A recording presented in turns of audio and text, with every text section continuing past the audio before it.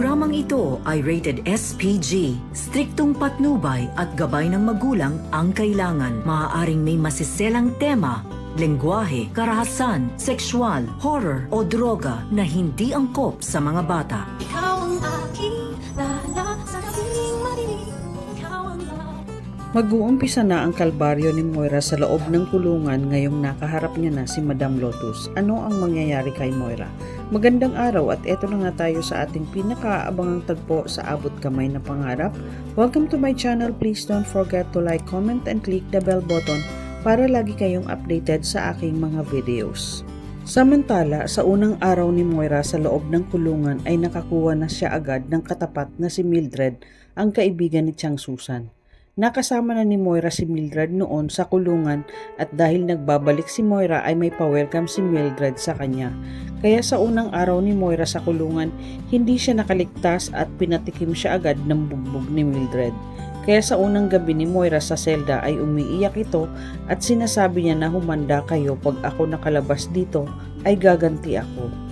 Kinabukasan naabutan ng grupo ni Mildred na natutulog pa si Moira kaya binuhusan nila ito ng tubig para magising. Dahil may iutos sa kanya si Mildred na linisin ang kwarto ni Madam Lotus. Walang nagawa si Moira kundi ang sumunod.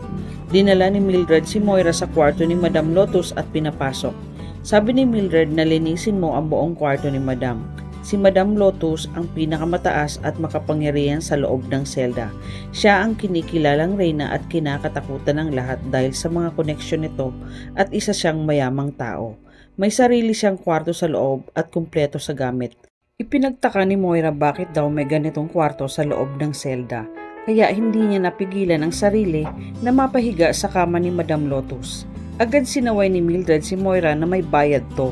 May pera lang ang pwedeng matulog dito. Ipinagmalaki naman ni Moira na mayaman siya at kaya niyang bilhin ang buong city jail. Sabi naman ni Mildred na dati, nasubaybayan ko ang mga iskandalo mo sa buhay. Ipinagtaka ni Moira kung bakit alam ni Mildred ang buhay niya. Sabi ni Mildred dahil sa internet at kapag kadikit mo si Madam Lotus. Maya-maya ay umalis na si Mildred, naiwan si Moira sa loob ng kwarto. Nakita niya ang isang libro, binuklat niya ito at nakita niya ang isang bookmark na patalim. Kaya kinuha at tinago niya ito sa loob ng shorts niya dahil magagamit niya ito sa oras ng kagipitan at itinuloy niya ang paglilinis. Samantala sa East Ridge, hindi pa din makalimutan ni Lynette ang nakita niya kahapon na kayakap ni Carlos si Zoe. Kaya pinaramdam ni Lynette kay Carlos na galit siya. Napansin naman ito ni Carlos at naitanong niya kay Lynette kung may problema siya. Sabi ni Lynette na bakit ka nagsinungaling sa akin? Sabi mo meron kang kausap na pulis. Nakita kita kausap ka pero hindi pulis ang kausap mo, si Zoe. Ikinagulat naman ni Carlos ang sinabi ni Lynette kaya nagdahilan si Carlos kay Lynette. Sabi ni Carlos na nakita ko lang siya pagkatapos kong kausapin ng pulis. Nagpunta si Zoe para bisitahin niya si Moira pero pinagkaguluhan siya ng press. Kaya pinalabas namin siya ni Annalyn at nakita ko siyang umiiyak kaya nilapitan ko siya para kausapin. Naawa lang ako sa sitwasyon ni Zoe dahil hindi siya makalapit kay Moira. Sabi ni Lynette na bakit hindi mo sinabi sa akin na kausap mo siya. Sabi ni Carlos na hindi naman kasi importante yon. Akala ko wala lang yun sa'yo. Kaya natahimik si Lynette pero hindi pa din siya naniniwala sa mga palusot ni Carlos at malakas ang kutob niya na may tinatago sa kanya si Carlos tungkol kay Zoe. Sabi ni Lynette na sa susunod kailangan magsabi ka sa akin para hindi ako nag-iisip ng hindi maganda.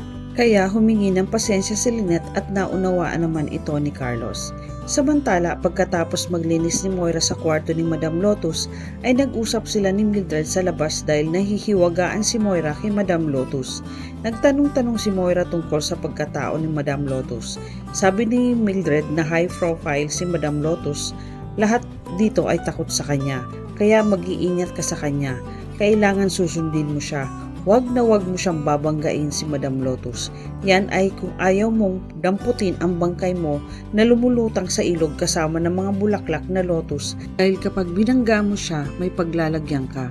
Nakikinig lang si Moira sa kwento ni Mildred at napapaisip siya kung sino ba talaga itong tinatawag nilang Madam Lotus. Kailangan niyang makilala ito baka sakaling siya ang makatulong na makatakas siya dito. Sa kabilang banda sa Apex, kausap ni Giselle si Robert.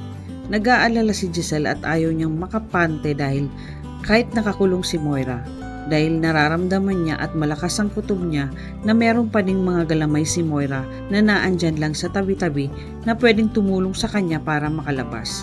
Sabi naman ni Robert na parang awa mo na ate, huwag mo nang pagbintangan ng anak ko. Wala naman siyang alam kung tutuusin siya ang dahilan kung bakit namin nahuli si Moira sa Japan. Kaya please tigilan mo na si Zoe sa kakaisip na hindi maganda sa kanya.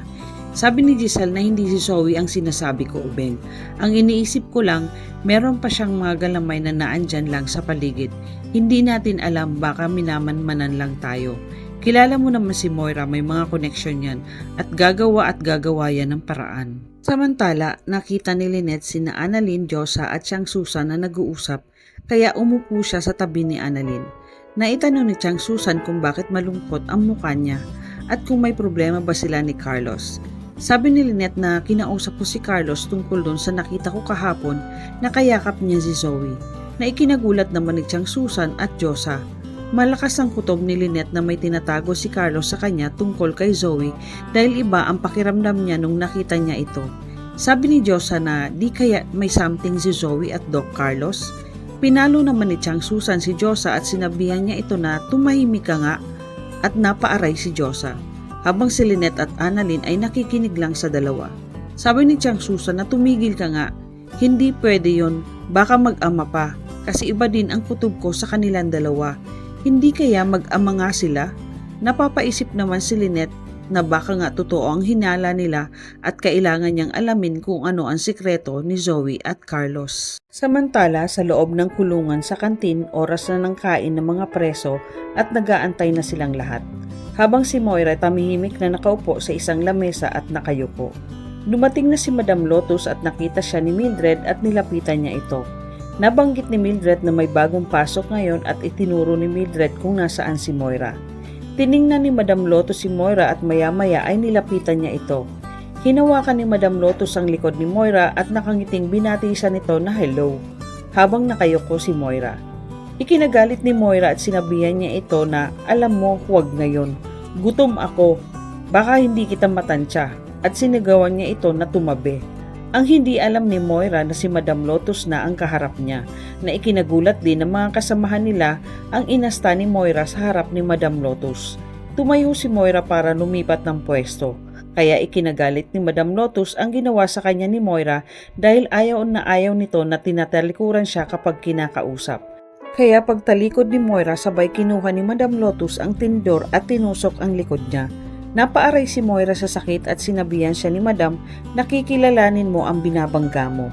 Nagulat si Moira dahil wala man lang tumulong sa kanya kahit isa at nakatingin lang ang mga ito sa kanila. Kaya tinanong ni Moira kung sino siya. Humarap ito kay Moira at sinabing, ako lang naman si Madam Lotus, na ikinagulat ni Moira. Ano ang mangyayari kay Moira ngayong nakilala niya na si Madam Lotus? Malalaman kaya ni Lynette ang totoong sekreto ni Zoe at Carlos? Magiging kakampi kaya ni Moira si Madam Lotus? Yan ang ating pakaabangan dito lang sa Abot Kamay na Pangarap.